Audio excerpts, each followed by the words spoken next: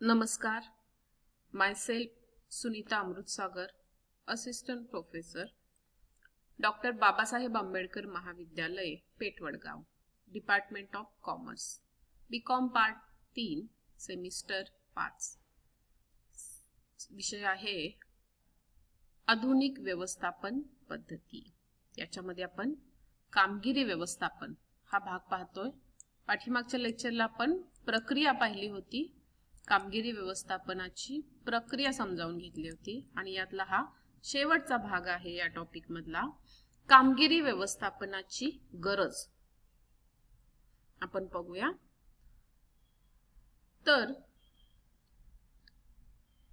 उच्च कार्यक्षमता संस्कृती स्थापन करण्याचा कामगिरी व्यवस्थापनाचा मुख्य उद्देश असून, बघा, उच्च कार्यक्षमता संस्कृती तयार करणं हा कामगिरी व्यवस्थापनाचा मुख्य उद्देश आहे. उच्च कार्यक्षमता संस्कृती. त्यात सातत्याने व्यवसायिक प्रक्रिया सुधारण्याकरता प्रभावी नेतृत्वाच्या आधारे व्यक्ती आणि कार्यसंघ यांच्यात ज्ञान, कौशल्य व योगदानाचा विकास केला जातो. या व्यवस्थापनामुळे संस्थेतील सर्व लोकांना संस्थेच्या ध्येयाची स्पष्टपणे जाणीव करून दिली जाते. बघा, हा महत्त्वाचा भाग आहे. सर्व लोकांना संस्थेच्या ध्येयाची स्पष्टपणे जाणीव करून दिली जाते. त्यामुळं प्रत्येकाच्या कामाची वैयक्तिक उद्दिष्टे संस्थेच्या एकूण उद्दिष्टाशी सुसंगत केली जातात. कामगिरी व्यवस्थापनाची गरज काय आहे हे आपण बघतोय आणि याच्यामध्ये असं पण बघितलं की संस्थेची उद्दिष्ट जी आहेत ती सर्व लोकांना संस्थेच्या ध्येयाची स्पष्टपणे इथं जाणीव करून दिली जाते. परिणामी विविध विभागाच्या कार्यामध्ये, धोरणामध्ये व कार्यपद्धतीमध्ये एकवाक्यता निर्माण होऊन संस्थेची उद्दिष्टे सहजपणे साध्य करता येतात. कामगिरी व्यवस्थापनाद्वारे असे वातावरण तयार केले जाते जेथे लोकांना त्यांच्याकडून काय अपेक्षित आहे हे समजते. त्यांना त्यांच्या कामासाठी आवश्यक साधनांच्या पर्याप्त उपयोगाने सर्वोत्तम प्रयत्न करण्याची दिशा व गती मिळते. अर्थात कामगिरी व्यवस्थापन ही इच्छित परिणाम प्राप्त करण्यासाठी मनुष्यबळाच्या कामगिरीचे मूल्यमापन करणारी निरंतर प्रक्रिया आहे. काय कामगिरी व्यवस्थापन म्हणजे काय? तुम्ही एका ओळीत सांगायचं म्हटलं तर काय सांगणार?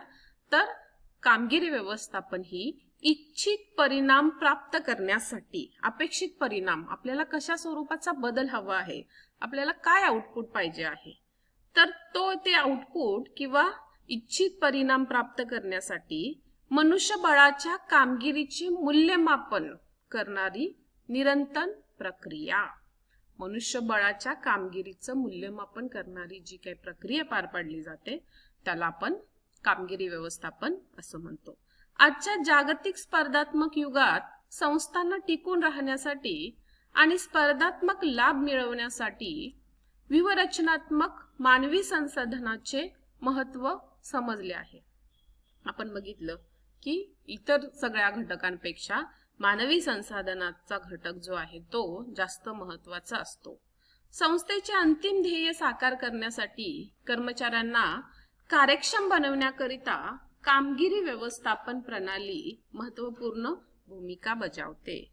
काय त्याची गरज काय आहे? तर पहिली गरज आपल्याला सांगता येईल उद्दिष्टांवर लक्ष केंद्रित करून ती गाठणे. कामगिरी व्यवस्थापनामध्ये त्याची गरज काय आहे? तर stick up to your objectives, focusing and achieving objectives.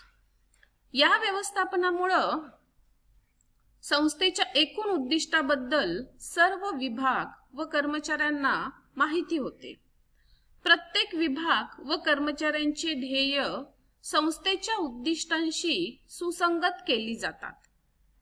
त्यामुळे सर्वांचे उद्दिष्टावर लक्ष केंद्रित होते आणि ती गाठणे सुलभ होते. थोडक्यात या व्यवस्थापनामुळे उद्दिष्टाद्वारे व्यवस्थापन, उद्दिष्टाधिष्ठित व्यवस्थापन, त्याला आपण मॅनेजमेंट बाय ऑब्जेक्टिव्ह MBO असं म्हटलं जातं. तर ही व्यवस्थापन प्रणाली प्रभावीपणे या ठिकाणी वापरली जाते. दुसरा मुद्दा आहे कर्मचारी उत्पादकतेत वाढ, बूस्ट एम्प्लॉईज प्रोडक्टिव्हिटी. आपण बघतोय बूस्टर डोस, तसं आहे हे बूस्ट. संस्थेतील कर्मचारी दीर्घकाळ टिकून राहण्यासाठी आणि त्यांच्या कार्यक्षेत्रात सक्रियपणे सहभागी होऊन चांगली फलप्राप्ती मिळण्यासाठी कर्मचारी व्यवस्थापनाची गरज असते. अर्थात उपलब्ध संसाधनाच्या पर्याप्त उपयोगाने सर्व कर्मचारी आपले ज्ञान व कौशल्य आपल्या कामात समर्पित करतात. त्यामुळं निश्चितच कर्मचाऱ्यांच्या उत्पादन क्षमतेत आणि उत्पादकतेत वाढ होते. तिसरा मुद्दा आहे कर्मचारी विकास रणनीती, एम्प्लॉई डेव्हलपमेंट स्ट्रॅटेजी. निरंतर कामगिरी व्यवस्थापन म्हणजे विकासाच्या गरजेनुसार अग्रक्रियाशीलतेने, प्रोएक्टिव्ह आपण त्याला म्हणतो, कर्मचाऱ्यांचा विकास करणे होय. कर्मचारी हाच कामगिरी व्यवस्थापनाचा मूलाधार असल्याने त्यांच्या विकासावरच अपेक्षित फलप्राप्ती होत असते. त्यानंतरचा मुद्दा आहे कर्मचारी प्रतिमा विकास आणि बक्षिसे, staff image development and rewards. संस्थेमध्ये कामसू कर्मचारी तयार करण्यासाठी आणि त्यांची वेगळी ओळख निर्माण करण्यासाठी कर्मचारी व्यवस्थापनाची गरज असते. कामगिरीच्या अभिप्रायातून कर्मचाऱ्यांची प्रतिमा निश्चित होते आणि त्यांना प्रोत्साहन देण्यासाठी विविध प्रकारचे बक्षीस सोहळे आयोजित केले जातात. येथे कामगिरी अभिप्रायाची अचूकता, पारदर्शकता, संवाद सक्रियता इत्यादीवरून कर्मचाऱ्यांच्या प्रोत्साहनात्मक कौतुकासाठी बक्षीस योजनांचे आयोजन या व्यवस्थापनाद्वारे केले जातात. म्हणजे तिथं त्यांना रिवॉर्ड्स दिले जातात, बक्षीस दिले जाते. त्यानंतर आहे अभिप्राय विनिमयास परवानगी, allow for exchange of feedback आपण त्याला म्हणतो. कामगिरी व्यवस्थापनाची प्रभावीता अभिप्रायानुसार निश्चित होते. अभिप्राय हा कर्मचाऱ्यांना त्यांच्या प्रगतीची माहिती देत असतो, फीडबॅक आपण त्याला म्हणतो. तसेच ते कसे सुधारू शकतात हे जाणून घेण्यासाठी मदत करत असतो. म्हणून अभिप्राय देवाणघेवाणीतून म्हणजेच फीडबॅक माहिती मिळणे आवश्यक असते. कर्मचाऱ्यांना अभिप्रायाची माहिती मिळाल्याने त्यांच्या कामाच्या पातळीत वाढ होते. म्हणजे आपण जे करतोय त्याच्याबद्दल फीडबॅक मिळाला तर त्यांच्यात एक कॉन्फिडन्स येतो. वरिष्ठ आणि कनिष्ठ यांच्यातील संबंध सुधारतात. परिणामे कर्मचारी व्यवस्थापन प्रक्रिया विकसित होते. थोडक्यात कामगिरी व्यवस्थापनामुळे उद्दिष्टानुसार प्रगती होण्यासाठी कामगिरीच्या अभिप्रायाची देवाणघेवाण होण्यास मुभा मिळते. त्यानंतरचा मुद्दा आहे कर्मचाऱ्यांचा सक्रिय सहभाग, ऍक्टिव्ह इन्व्हॉल्वमेंट ऑफ एम्प्लॉई. कर्मचाऱ्यांचा अधिकाधिक सक्रिय सहभाग होण्याचे प्रोत्साहन कामगिरी व्यवस्थापनातून मिळते. प्रत्येक कर्मचाऱ्यांचे लक्ष त्यांना स्पष्टपणे माहीत असल्याने ते स्वतः आपल्या कामात सक्रिय सहभागी होऊन कामाचा स्तर उंचावण्याचा प्रयत्न करतात. अर्थात कामगिरी व्यवस्थापनामुळे कर्मचाऱ्यांना त्यांच्या कामात अधिक स्वायत्तता, काम करण्याचं स्वातंत्र्य, पुरेशी संसाधने आणि जबाबदारी ही निश्चित होते. त्यामुळे त्यांचा सहभाग वाढण्यास मदत होते. त्यानंतर 7वा मुद्दा आहे प्रभावी कार्य मूल्यमापन, इफेक्टिव्ह जॉब इव्हॅल्युएशन. कार्य मूल्यमापन करण्यासाठी कामगिरी व्यवस्थापनाची आवश्यकता असते. अपेक्षित परिणाम साध्य करण्याकरता प्रत्येक कामाचे त्याच्या निर्धारित इष्टांकानुसार मूल्यमापन केले जाते आणि त्यातील तफावती अभिप्रायामार्फत कळवल्या जातात. त्यामुळं कर्मचाऱ्यांचा पर्यायाने एकूण संस्थेच्या कामगिरीमध्ये वाढ होते. त्यानंतर 8 नंबर आहे कार्यसिद्धीला आणि नवप्रवर्तनाला प्रोत्साहन, एनकरेज परफॉर्मन्स अँड इनोव्हेशन. कामगिरी व्यवस्थापनामुळे संघटनेत सर्व स्तरावरील कर्मचाऱ्यांमध्ये लक्ष्य गाठण्याची ओढ निर्माण होते. अपेक्षित परिणाम साध्य करण्याच्या दिशेने सर्वांचे प्रयत्न समन्वित केले जातात. सगळेजण इथं एकत्रित येऊन एक ध्येय साध्य करण्याचा प्रयत्न करतात.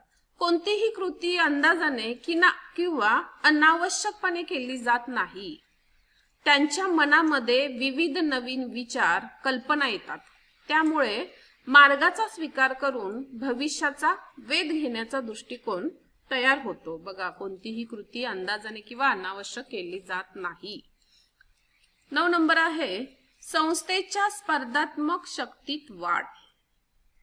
Increase competitive strength of organisation. परिणामकारक कामगिरी व्यवस्थापन संस्थेची स्पर्धाशक्ती वाढविण्यात मदत करते. या व्यवस्थापनामुळे संस्थेच्या साधन संपत्तीचा पर्याप्त वापर होतो. परिणामी तिच्या एकूण कारभारात कार्यक्षमता निर्माण होते. बघा, संस्थेच्या साधन संपत्तीचा इथं पर्याप्त वापर होतो आणि एकूणच कारभारामध्ये कार्यक्षमता निर्माण होते. व्यक्तीप्रमाणे संस्थेची बलस्थाने व दुर्बल स्थाने, स्ट्रेंथ आणि विकनेसेस आपण म्हणतो, विचारात घेऊन संधीचा लाभ घेण्यासाठी कामगिरी व्यवस्थापन रणनीती उपयोगी ठरते. आणि यातला शेवटचा मुद्दा आहे लोकांच्या संभाव्यतेपर्यंत पोहोचण्यास मदत. Help to reach peoples potentials. सुव्यवस्थित कामगिरी व्यवस्थापन संस्थेच्या मुख्य उद्दिष्टांशी सुसंगत असे प्रत्येकाचे लक्ष्य निश्चित केले जाते. संस्थेच्या उद्दिष्टांशी सुसंगत असं लक्ष्य इथं निश्चित केलं जातं. त्यांना बदलानुसार जोखीम स्वीकारण्यास प्रोत्साहन देऊन त्यांचा आत्मविश्वास वाढवला जातो. बघा, बदल घडतात. आपण बघतो की प्रचंड मोठ्या प्रमाणात बदल घडायला लागलेत आणि त्यामुळं त्या बदलानुसार जोखीम स्वीकारण्यासाठी प्रोत्साहन आणि आत्मविश्वास वाढवला जातो. त्यामुळे प्रत्येकाची कामगिरी सुधारण्याकरिता त्यांच्या संभाव्य शक्ती शोधण्यासाठी कामगिरी व्यवस्थापन गरजेचं आहे. एकूणच कामगिरी व्यवस्थापन ही व्यापक प्रणाली असून ती वैयक्तिक व संस्थात्मक पातळीवरील निरंतर प्रगती करून एकूण उत्पादकता वाढविण्यासाठी आवश्यक आहे. कामगिरी व्यवस्थापनाने बऱ्याच संस्थांचे लक्ष वेधले आहे. त्यातील प्रतिभा व्यवस्थापन, बौद्धिक भावनिक व्यवस्थापन, करिअर व्यवस्थापन, कामगिरीवर आधारित वेतन व विकास इत्यादी मानवी संसाधन व्यवस्थापनाच्या घटकांमुळे कामगिरी व्यवस्थापनाचे महत्त्व नजीकच्या काळात फार वेगाने वाढेल यात शंका नाही. आणि त्यामुळं कामगिरी व्यवस्थापन हा भाग जो आहे तो आता सध्याच्या काळामध्ये अत्यंत महत्त्वाचा मानला जातो. कारण त्याच्यावरूनच संस्थेची ध्येय उद्दिष्ट कशा प्रकारे साध्य करता येतील याचा एक अंदाज किंवा आढावा सुरुवातीला घेता येतो. ठीक आहे. तर अशा प्रकारे हा जो आपला भाग होता कामगिरी व्यवस्थापन टॉपिक, मी म्हटलं होतं तुम्हाला की हा नव्याने ऍड केलेला आहे. सेमिस्टर 6 मधला जो सिलेबस आहे त्या सिलेबस मध्ये एकूण 4 युनिट मध्ये आपण पाहिलं की बदललेला भाग कोणता आहे. तर आपण तो पाहिला जपानी व्यवस्थापन, चायनीज व्यवस्थापन आणि कामगिरी व्यवस्थापन. हे 3 मुद्दे बदललेले आहेत. आणि मग बाकीचा जो जुना भाग आहे संपूर्ण गुणवत्ता व्यवस्थापन, समारंभ व्यवस्थापन, वेळ आणि तणाव व्यवस्थापन, हा भाग जो आहे तो जुनाच भाग आहे. यापूर्वीच्या सिलेबस मध्ये तो भाग होता. फक्त यावर्षी हे 3 मुद्दे, हे 3 टॉपिक किंवा हे 3 पॉइंट आहेत ते नव्यानं ऍड केलेले आहेत आणि तो भाग आपला आज शिकून संपलेला आहे. थांबूया आपण इथं. धन्यवाद.